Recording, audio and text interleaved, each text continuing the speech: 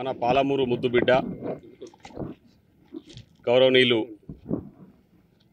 రాష్ట్ర ముఖ్యమంత్రి గారు శ్రీ యనమల రేవంత్ రెడ్డి గారు తెలంగాణ రాష్ట్రానికి ముఖ్యమంత్రిగా ప్రమాణ స్వీకారం చేసిన తర్వాత మొదటిసారిగా పాలమూరు పట్టణానికి విచ్చేస్తూ ఉన్నాడు. రేపు 6వ తారీఖు రోజు ఇక్కడ పాలమూరు పట్టణంలో ఎంబీఎస్ డిగ్రీ కాలేజ్ ప్రాంగణంలో పాలమూరు ప్రజా దీవెన బహిరంగ సభను ఇక్కడ ఏర్పాటు చేయబోతా ఉన్నాం.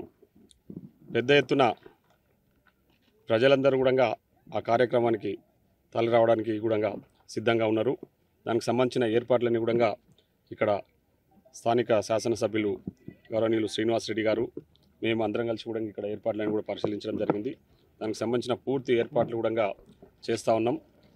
ఈరోజు తెలంగాణ రాష్ట్రం ఏర్పడ్డ తర్వాత ఆర్నిషాలు కష్టపడుతూ ప్రజా సంక్షేమమే ధ్యేయంగా గౌరవనీయులు ముఖ్యమంత్రి గారు పారదర్శక పాలన అందిస్తూ అందరి మన్ననలు పొందుతూ ఎంతో పెద్ద ఎత్తున ప్రజలకు అంటే ఇచ్చిన హామీలను నెరవేరుస్తూ ఈరోజు రేపు 6వ తారీఖు రోజు ఇక్కడికి వస్తున్నందుకు మేమందరం కూడా ముఖ్యంగా పాలమూరు పట్టణ ప్రజలు పాలమూరు జిల్లా ప్రజలు కూడా ఎంతో ఆతృతగా ఎదురు చూస్తూ ఉన్నారు. పెద్ద ఎత్తున మేము ఆ రోజు ముఖ్యమంత్రి గారు కూడా ఘన స్వాగతం పలకబోతా ఉన్నాం. దానికి సంబంధించిన ఏర్పాట్లన్నీ కూడా పూర్తి చేస్తూ ఉన్నాం.